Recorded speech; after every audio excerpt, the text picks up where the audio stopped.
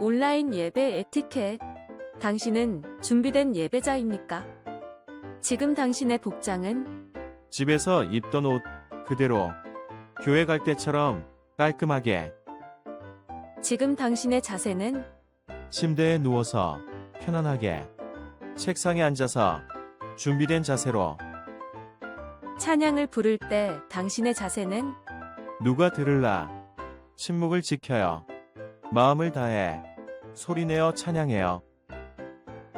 기도할 때 당신의 자세는 누가 보지도 않는데 다른 짓 좀 하면 어때? 마음과 정성을 다하여 진심으로 당신의 예배 자세는 어떤 모습인가요?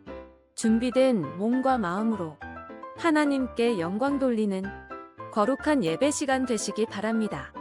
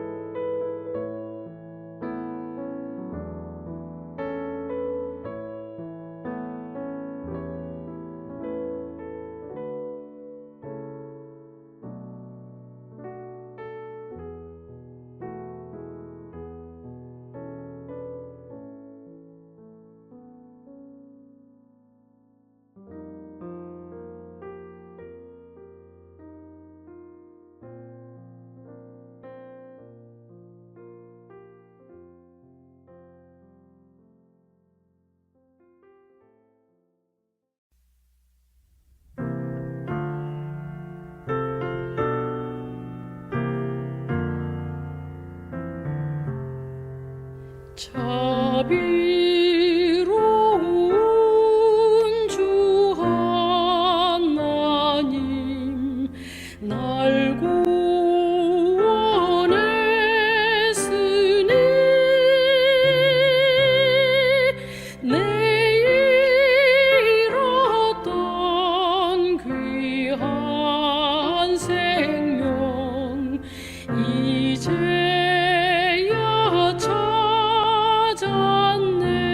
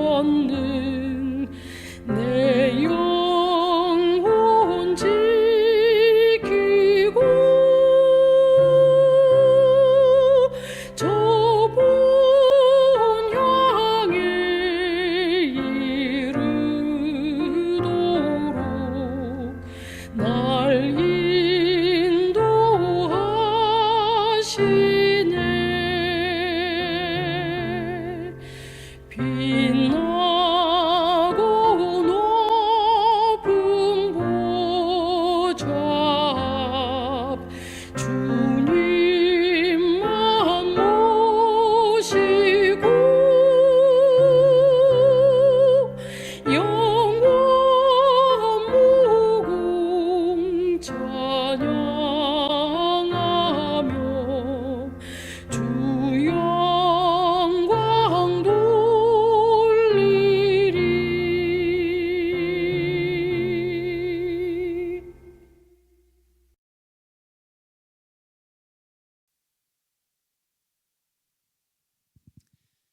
안녕하십니까. 우리 사랑하는 동탄 사는 성도 여러분, 안식 후 3일 화요예배에 오신 여러분들을 진심으로 환영합니다.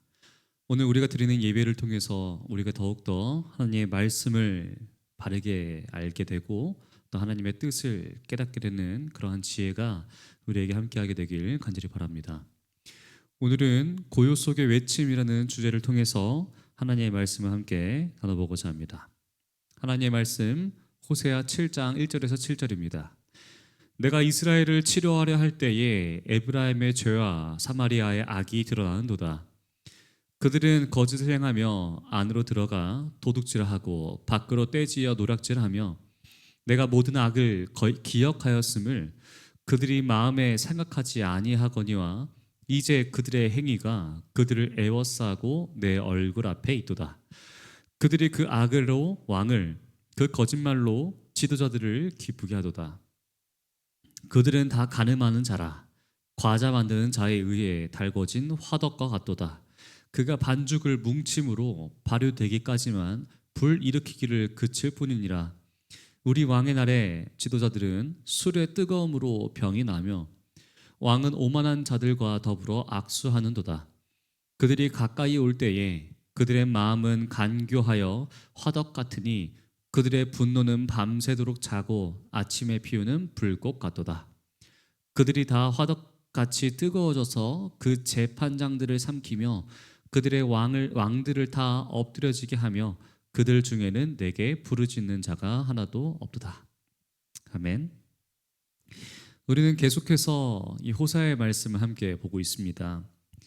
호세아는 지금 이스라엘의 범죄, 하나님을 떠난 모습을 고발하고 있습니다. 겉으로는 번지르르 해 보이지만 속으로는 병든 이스라엘의 모습들을 하나님께서는 지적하고 계십니다. 하나님께서 왜 이렇게 지적하고 계시는 것일까요?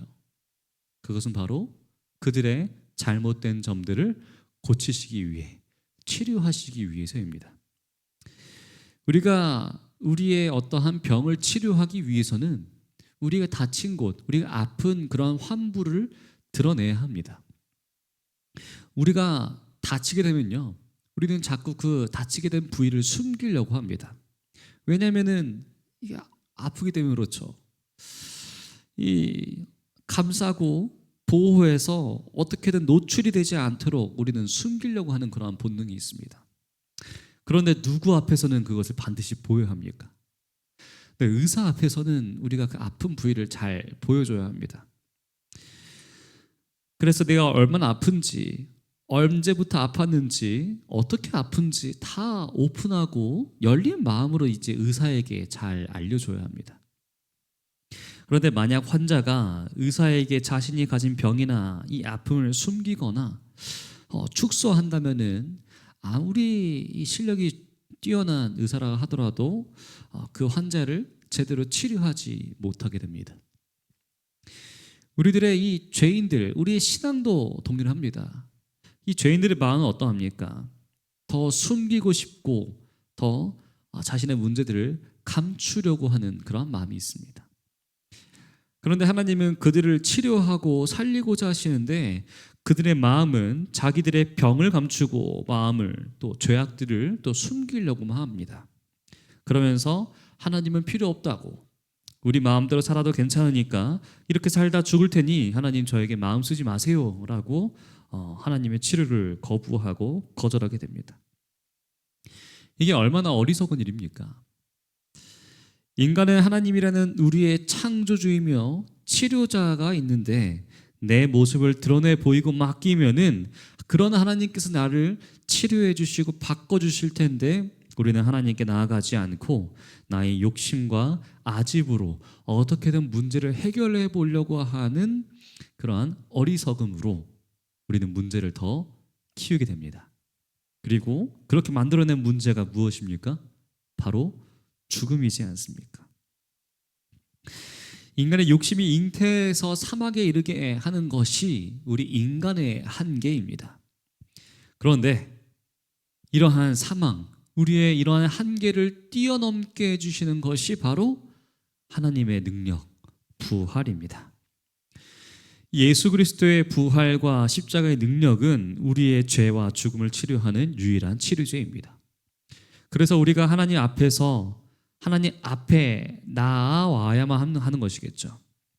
하나님께 나아가지 않으면은 우린 죽음을 이길 방법이 없습니다. 우리가 아무리 세상에서 성공하고 유명해진다 하더라도 죽음이라는 이 한계는 우리는 뛰어넘을 수 있는 방법이 없습니다. 이것이 바로 하나님을 떠난 인간의 한계입니다. 그래서 하나님은 하나님께 나아오라고 하십니다.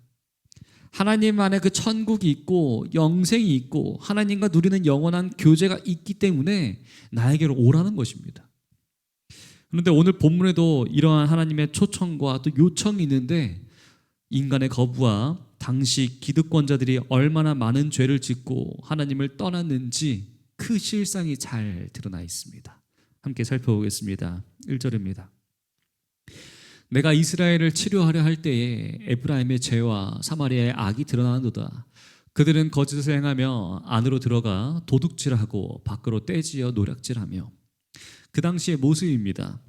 분명히 하나님은 이 이스라엘을 치료하려고 하십니다. 내가 이스라엘을 치료하려고 할 때에 하나님은 우리를 치료하려고 하십니다.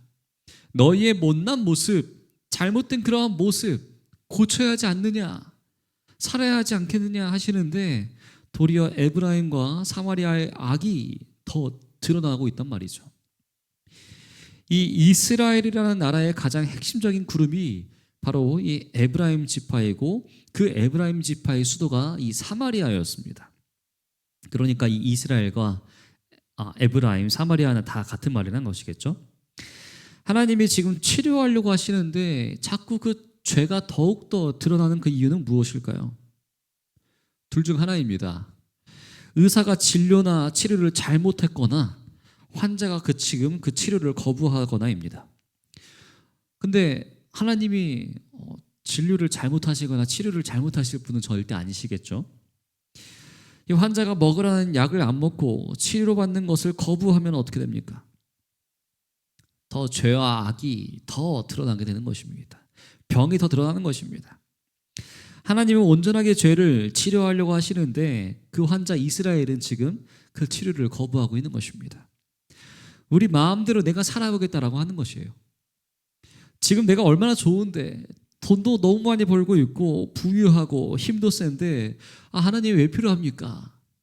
하나님의 치료를 거부하는 것입니다. 그래서 하나님은 치료하려고 하시는데 오히려 죄와 악은 더 드러나게 되는 것이죠. 그런데 그 죄와 악이 무엇입니까? 바로 하나님을 거부하기 때문에 그들의 사회 가운데 죄와 악이 만연하게 드러나는 것입니다. 그들은 거짓을 행하며 안으로 들어가 도둑질하고 밖으로 떼지어 노략질한다. 지도자들이 하나님을 두려워하지 않게 되니까 힘을 악용하게 됩니다. 여기서 말하는 거짓을 행한다라는 것은 이스라엘 백성들이 가장 중요한 재산은 바로 땅이었습니다. 근데 이 땅은 자신들이 일구어낸 것이 아니라 하나님께서 그들에게 주신 것이었습니다. 이것은 바꿀 수가 없는 것입니다. 그래서 6년 동안 서로가 경제 활동을 하면서 때로는 빚을 질 수도 있고 빼앗길 수도 있지만 7년째가 되면 다시 원상태로 데려오는 겁니다. 안식년입니다. 그런데 돌아오려면 뭘 근거로 합니까? 주변 사람들이 증언을 해줘야 합니다. 이 땅은 저 사람 땅이 맞다. 지금은 동이 궁해가지고 잠깐 저 사람의 것이 아니었지만 그러나 7년째가 돌아오면 돌아올 수 있도록 증언을 해줘야 하는 것이었죠. 그런데 지금 무엇하고 있는 거예요? 그 증언을 해줘야 하는 사람이 증언을 해주지 않는 것입니다. 그 당시 힘 있는 지도자들, 정치권들이 작당을 하고 가난한 자들의 땅을 이 7년 만에 돌아오게 해야 하는데 자기들끼리 거짓 증언해서 그 땅을 다 먹어버린 것입니다. 그래서 일반적인 백성들은 다 땅을 빼앗겨 버리고 노예가 되어버렸습니다. 그래서 자유를 잃어버리고 하나님의 경제 정의가 완전히 깨어져 버리게 된 것이죠. 하나님이 주신 토지 공개됨이 깨져버리는 것이 바로 이스라엘 후반기에 일어나게 된 가장 악한 일이었습니다. 왜냐하면 하나님의 소유권을 인정하지 않는 것이기 때문에 그렇죠. 부자는 더 부자가 되고 가난한 자는 있는 땅을 빼앗기고 남의 노예가 되면서 빈부격차는 더 점점 커지게 되었습니다. 그래서 하나님께서는 이것을 뭐라고 표현하셨냐면은 안으로 도둑질하고 밖으로 떼지어 노략질한다. 계속적으로 백성들을 수탈하고 이제는 먹을 것이 없는데 정치권, 지도자들은 더 많은 것으로 배불리면서 하나님을 잊어버리고 지어버리게 된 것이죠. 그러나 더 중요한 것은 2절입니다. 내가 모든 악을 기억하였음을 그들이 마음에 생각하지 아니하거니와 이제 그들의 행위가 그들을 애워싸고 내 얼굴 앞에 있도다. 하나님께서 무엇 하신대요? 다 기억하신대요. 하나님이 모든 악을 다 기억하십니다. 이 악을 바라보시며 그 악을 하나하나 세고 계신다는 것입니다. 아주 무서운 일입니다. 하나님은 살아계신 분이십니다. 돌덩이나 나무같이 그냥 가만히 있는 그런 한 존재가 아닙니다. 하나님은 죽은 신이 아니고 살아계신 분이십니다. 그렇다면 하나님은 모든 악을 기억하는 분이라는 사실이라는 거겠죠. 오늘 우리가 이것을 분명히 깨달아 알아야 합니다. 남들을 모르니까 그냥 넘어가도 되겠지. 그것이 아닙니다. 하나님은 다 기억하십니다. 그런데 그들의 마음속에 하나님을 생각하지 않고 이제 그들의 행위가 그들을 애워싸고 내 얼굴 앞에 있도다. 아주 무서운 일입니다. 하나님이 안 보시겠지, 하나님이 기억하지 않으시겠지라고 행한 그 모든 일들이 결국 그들을 애워싸고 이제 더 이상 피할 수가 없게 됐다라는 것이겠죠. 심판의 자리에까지 오게 된 것입니다. 그런데 여기에서 우리가 다시 한번 1절과 2절이 무엇을 말해주고 있는지 기억해야 합니다. 하나님은 치료하시는 분이라는 사실입니다. 그 치료를 거부하는 우리는 결국 심판의 자리로 나갈 수밖에 없다는 것이겠죠. 그렇다면 우리는 무엇을 해야겠습니까? 하나님이 기억하신다는 것을 우리들의 마음 가운데 새겨야 한다는 것입니다. 하나님은 우리의 모든 행위를 다 보고 계신다. 그리고 기억하시는 분이시다는 그 사실을 우리는 계속해서 생각해야 합니다. 이것을 우리가 조금만 생각한다면은 우리는 계속해서 죄를 향해 달려갈 수가 없을 것입니다.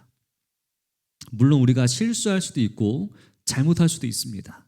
그러나 한 번으로, 두 번으로 끝내야 되지 그게 수십 번, 또 10번, 20번 더 넘는 그러한 것으로 발전되고 습관이 되고 인격이 되어버리면 안 된다는 것입니다. 그러나 우리의 마음은 어떻게 합니까? 점점 악을 키워가고 있지 않습니까? 우리의 마음 가운데 있는 우리의 이러한 악들을 하나님 앞에 내어놓고 하나님은 우리의 모든 죄악을 기억하시는 분이라는 그러한 사실을 우리가 기억하고 하나님 앞에 거룩히 설 수 있는 하나님의 거룩한 백성들이 되길 간절히 바랍니다. 3절입니다.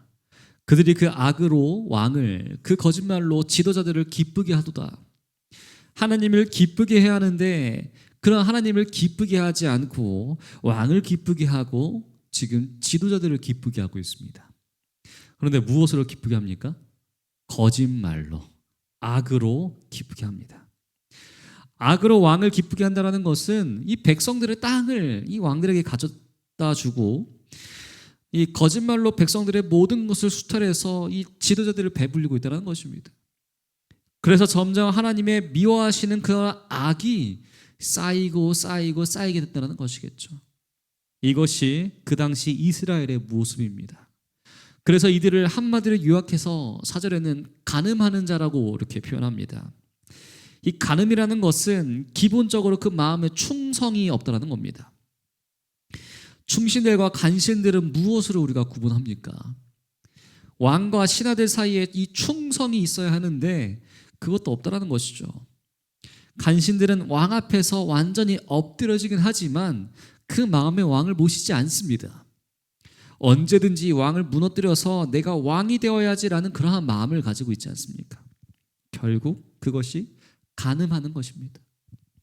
의리도 충성도 없이 그냥 이용하려고만 하는 그러한 마음을 지금 간음이라고 표현하고 있습니다. 그러면서 뭐라고 하시냐면 과자 만드는 자에 의해서 달궈지는 화덕과 같도다. 여기서 이 달궈진 화덕이라는 이 이미지가 굉장히 중요합니다. 호세아는 어렵게 쓰여진 논문이 아니고 정말 쉽게 쓰여진 동화책과 같습니다. 금방 알 수 있도록 그렇게 만들어주는 것이죠. 달궈진 화덕이라는 것은 그 당시에 무엇을 상상할 수 있냐? 지금이야 우리가 가스레인지를 바로 틀면 불이 나오지 않습니까? 그러나 이 당시에는 그러한 가스레인지가 없었습니다. 그래서 이 불을 피우는 것이 아주 어려웠습니다.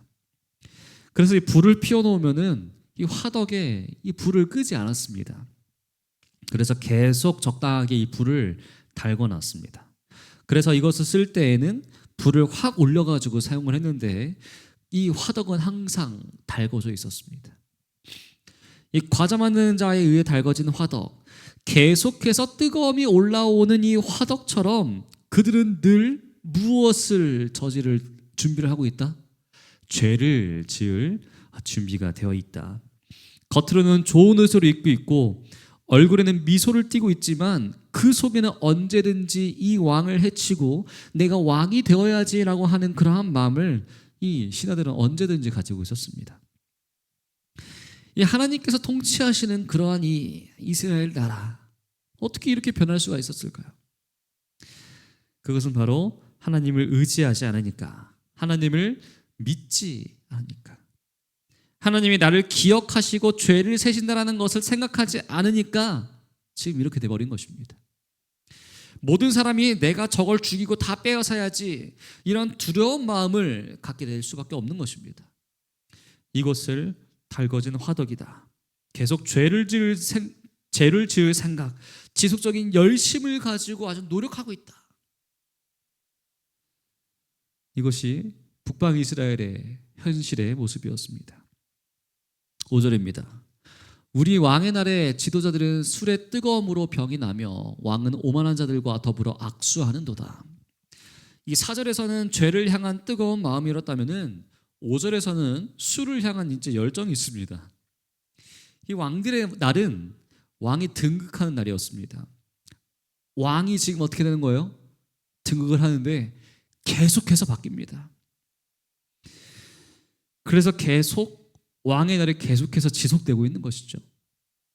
그런데 그럴 때마다 술의 뜨거움으로 병이 난다. 어느 하나 정신 차린 왕이 없었다는 것입니다. 그러면서 나를 죽일 사람들과 더불어서 손을 잡고 있는 이러한 왕들의 모습이죠. 그래서 왕은 왕대로 부패하고 신하는 신하대로 부패해서 믿을 만한 사람이 하나도 없는 그러한 시대가 바로 이때였습니다. 모두가 왕 앞에서 웃고 있지만 그 왕을 무너뜨릴 생각만 하고 있는 것이죠. 6절입니다. 그들이 가까이 올 때에 그들의 마음은 간교하여 화덕 같으니 그들의 분노는 밤새도록 자고 아침에 피우는 불꽃 같도다. 이 불꽃은 언제 피워야 합니까? 아니, 밤에 피워야 합니다. 근데 밤에는 잠잠하게 아닌 것처럼 숨기고 있다가 아침에는 피우는 불꽃은 아주 잘못된 것이죠. 밤에는 기회를 보고 있다가 아침이 되면은 이 왕을 찌르겠다고 하는 그러한 마음입니다. 7절입니다. 그들이 다 화덕같이 뜨거워져서 그 재판장들을 삼키며 그들의 왕들을 다 엎드려지게 하며 그들 중에는 내게 부르짖는 자가 하나도 없도다. 쿠데타가 일어난 것입니다. 이 북이스라엘이 200년 동안 무려 8번의 쿠데타가 일어났습니다. 남방 유대에서는 한 번도 일어나지 않았는데 북이스라엘은 8번입니다. 이 말기에는요 연속으로 4번이나 일어나게 됩니다. 이 여로보암 2세가 가장 강성할 때였습니다.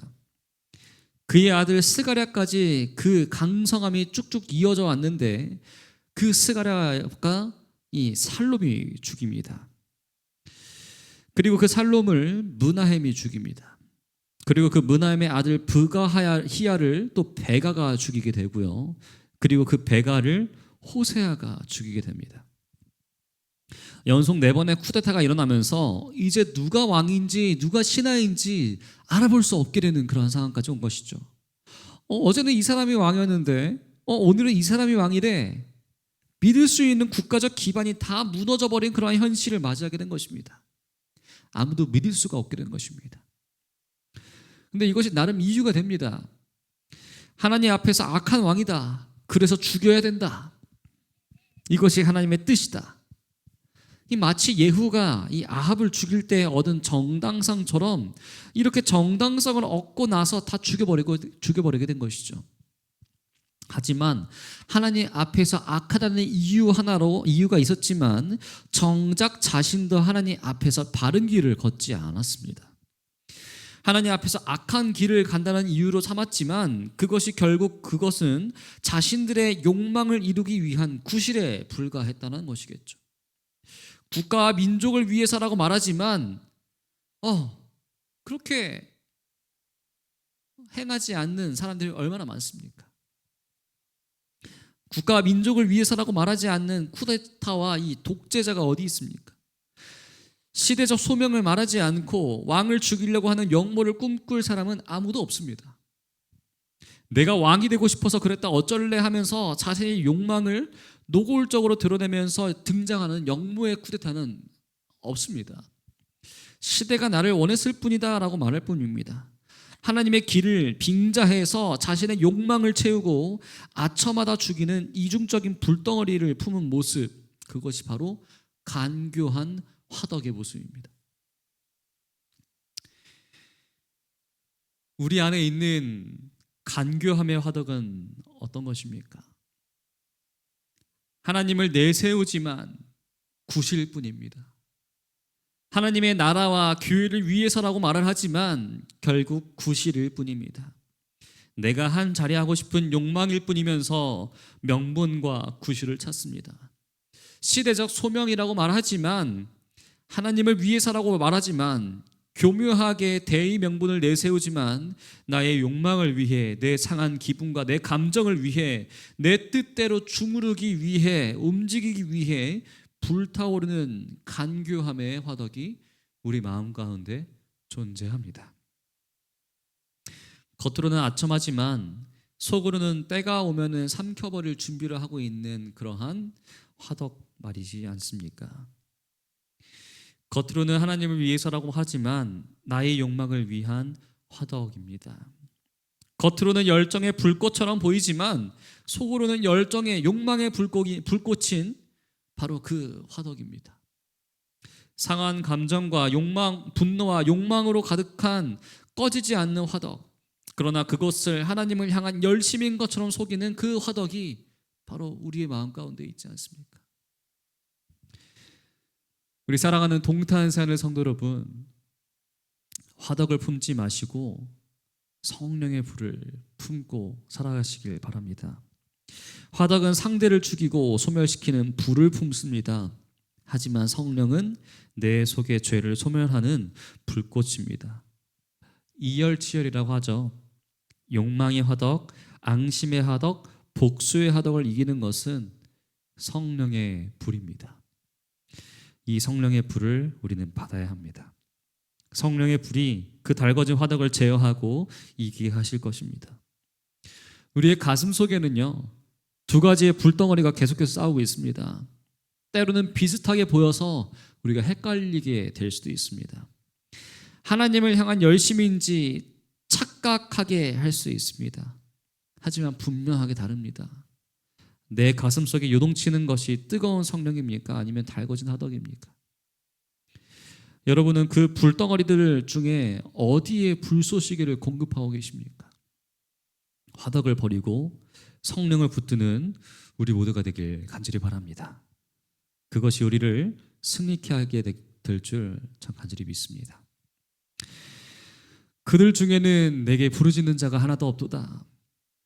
그 당시에 정치인들, 지도자들, 왕들 가운데 하나님께 부르짖는 자, 하나님을 의식하는 자, 하나님께 기도하고 하나님의 마음을 알아내는 사람, 하나님을 자신의 마음의 중심으로 둔 자가 아무도 없었습니다.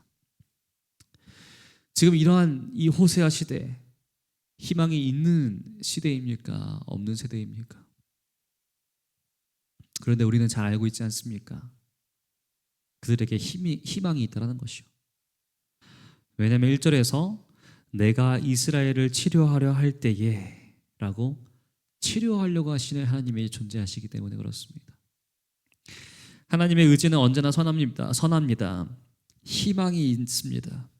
그런데 그 희망이 있는데 치료하려고 우리를 도와주려고 하실 때에 우리는 어떻게 해야 할까요?